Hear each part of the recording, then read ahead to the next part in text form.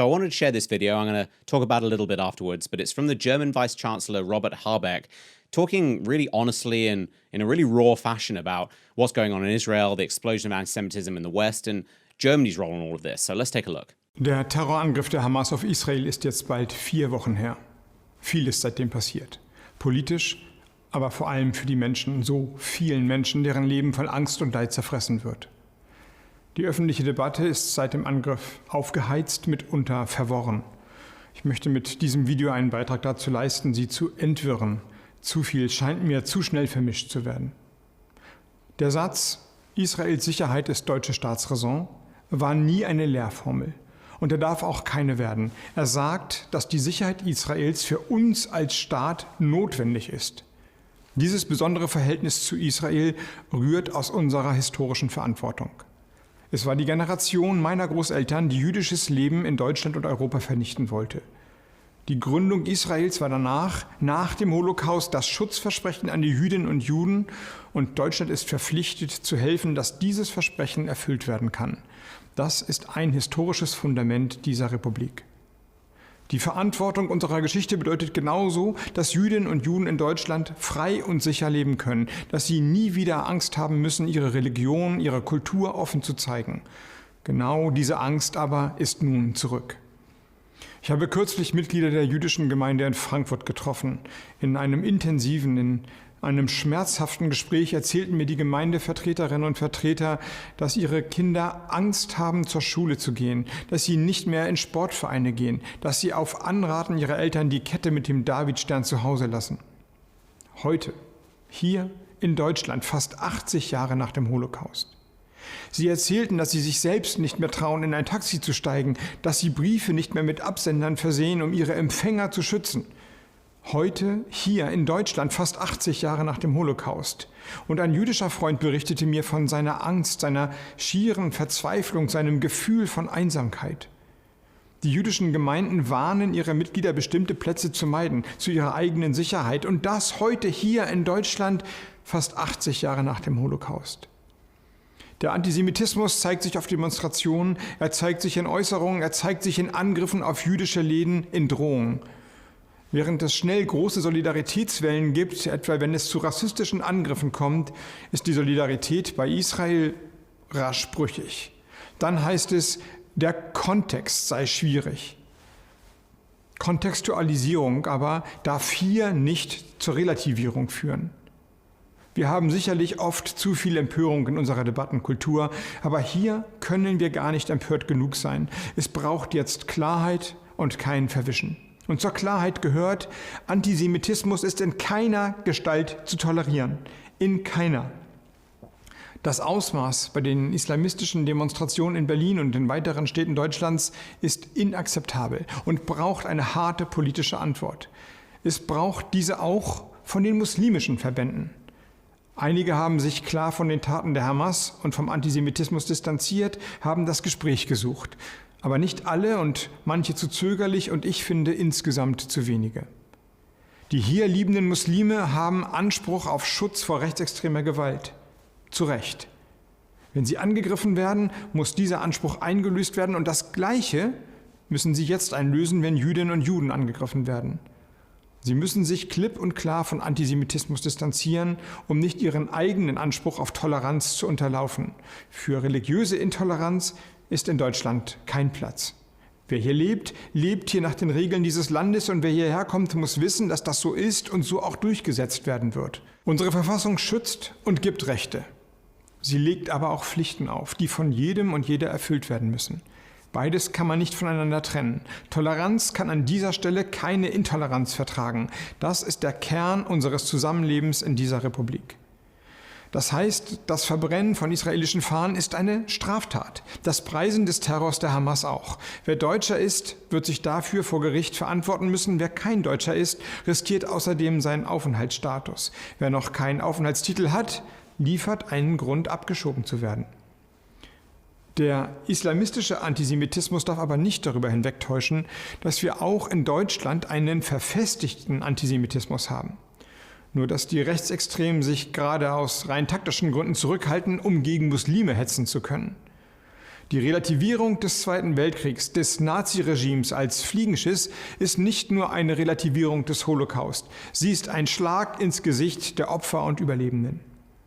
Alle, die hinhören, können und müssen das wissen. Der Zweite Weltkrieg war ein Vernichtungskrieg gegen Juden. Für das Naziregime war die Vernichtung des europäischen Judentums das Hauptziel. Und weil unter den Rechtsextremen so manche Putin-Freunde sind, Putin lässt sich mit Vertretern der Hamas und der iranischen Regierung fotografieren und bedauert die zivilen Opfer im Gazastreifen, während er zivile Opfer in der Ukraine schafft. Seine Freunde in Deutschland, sie sind gewiss keine Freunde der Jüdinnen und Juden. Sorge macht mir aber auch der Antisemitismus in Teilen der politischen Linken und zwar leider auch bei jungen Aktivistinnen und Aktivisten. Antikolonialismus darf nicht zu Antisemitismus führen. Insofern sollte dieser Teil der politischen Linken seine Argumente überprüfen und der großen Widerstandserzählung misstrauen. Das Beide-Seiten-Argument führt hier in die Irre. Die Hamas ist eine mordende Terrorgruppe, die für die Auslöschung des Staates Israels und den Tod aller Juden kämpft. Die Klarheit, mit der das wiederum zum Beispiel die deutsche Sektion von Fridays for Future auch in Abgrenzung zu ihren internationalen Freunden konstatiert hat, die wiederum ist mehr als respektabel. Als ich kürzlich in der Türkei war, wurde mir vorgehalten, dass in Deutschland pro-palästinensische Demonstrationen verboten seien und dass Deutschland seine humanitären Ansprüche auch auf die Menschen in Gaza übertragen müsse. Ich machte klar, dass bei uns Kritik an Israel natürlich erlaubt ist und dass es eben nicht verboten ist, für die Rechte der Palästinenserinnen und Palästinenser und auch ihr Recht auf einen eigenen Staat einzutreten. Aber der Aufruf zur Gewalt gegen Juden oder das Feiern der Gewalt gegen Juden, die sind verboten, und zwar zu Recht. Ja, das Leben in Gaza ist Leben in Perspektivlosigkeit und Armut. Ja, die Siedlerbewegung in der Westbank schürt Unfrieden und nimmt Palästinensern Hoffnung und Rechte und zunehmend auch Leben. Und das Leid der Zivilbevölkerung jetzt im Krieg ist eine Tatsache, eine fürchterliche Tatsache. Jedes tote Kind ist eines zu viel. Auch ich fordere humanitäre Lieferungen, setze mich dafür ein, dass Wasser, Medikamente, Hilfsgüter nach Gaza kommen, dass die Flüchtlinge geschützt werden. Zusammen mit unseren amerikanischen Freunden machen wir Israel immer wieder deutlich, dass der Schutz der Zivilbevölkerung zentral ist. Der Tod und das Leid, das jetzt über die Menschen im Gazastreifen kommt, sind schlimm.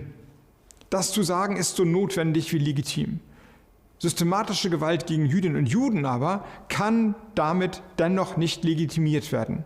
Antisemitismus kann damit nicht gerechtfertigt werden.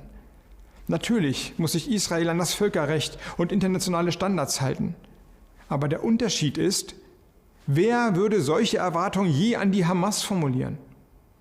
Und weil ich kürzlich im Ausland damit konfrontiert wurde, wie der Angriff auf Israel am 7. Oktober als, Zitat, unglücklicher Vorfall verharmlost wurde, ja sogar die Fakten in Frage gestellt wurden, noch einmal hier in Erinnerung gerufen. Es war die Hamas, die Kinder, Eltern, Großeltern in ihren Häusern bestialisch ermordet hat, deren Kämpfer Leichen verstümmelt haben, Menschen entführt und lachend der öffentlichen Demütigung ausgesetzt haben. Es sind Berichte des schieren Horrors und dennoch wird die Hamas als Freiheitsbewegung gefeiert? Das ist eine Verkehrung der Tatsachen, die wir nicht stehen lassen können. Und das bringt mich zum letzten Punkt. Der Angriff auf Israel erfolgt in einer Phase der Annäherung mehrerer muslimischer Staaten an Israel. Es gibt die Abraham-Abkommen zwischen Israel und muslimischen Staaten der Region. Jordanien und Israel arbeiten in einem großen Trinkwasserprojekt zusammen. Saudi-Arabien war auf dem Weg, seine Beziehung zu Israel zu normalisieren.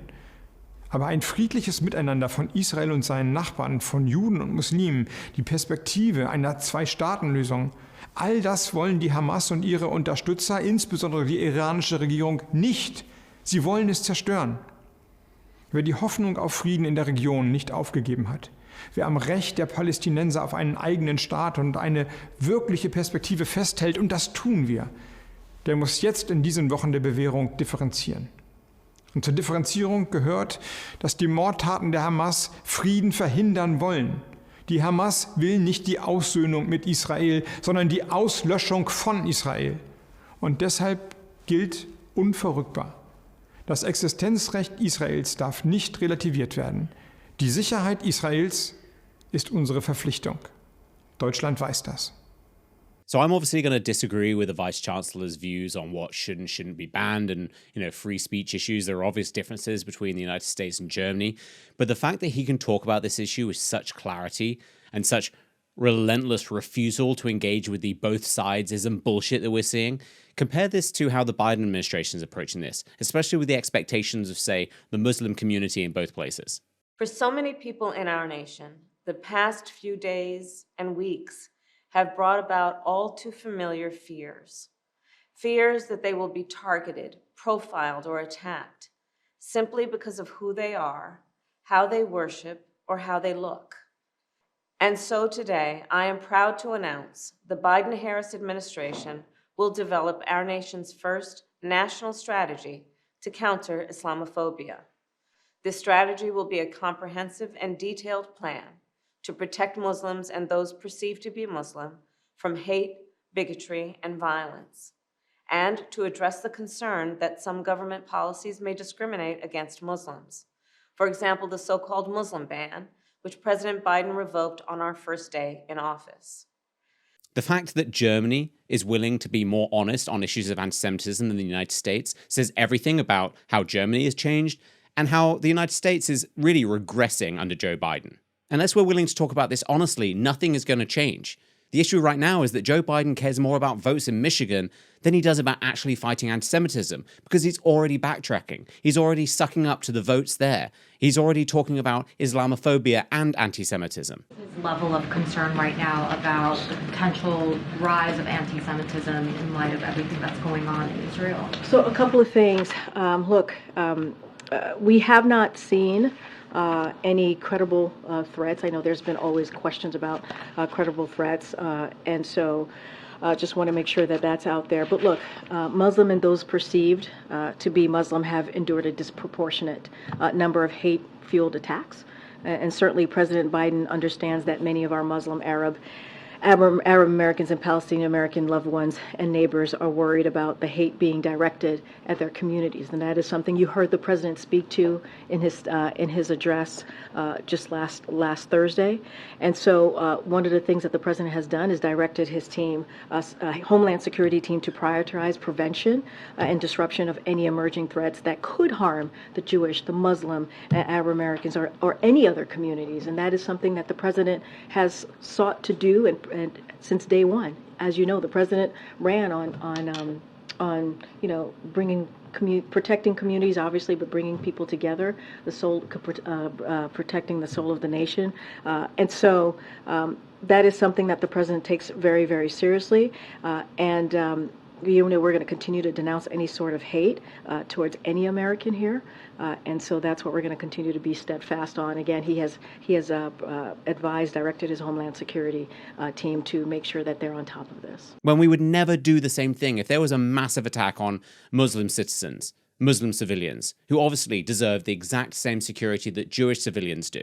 There is no way in hell they would go out and say, we condemn Islamophobia and anti-Semitism. It's only anti-Semitism that is ever diluted, or rationalized, or contextualized. And it's honestly disgusting that Germany is speaking with more honesty, clarity, and direction than Joe Biden right now.